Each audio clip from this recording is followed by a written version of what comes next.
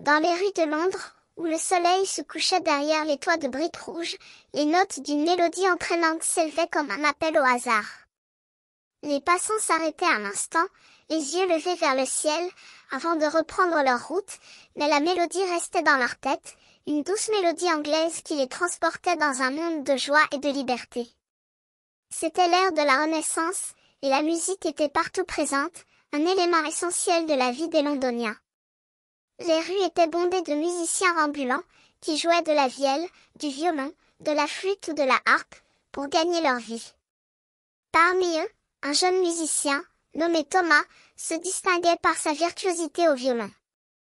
Il avait appris à jouer de cette manière ancienne, transmise de génération en génération, et il en faisait une partie intégrante de sa personne.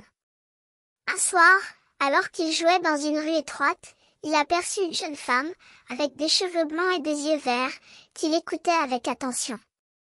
Elle ne se détourna pas, même lorsque les passants commençaient à s'arrêter pour l'entendre jouer. Thomas, intrigué par cette femme, se permit de la regarder, et il vit qu'elle était belle, avec une peau douce et des lèvres pleines.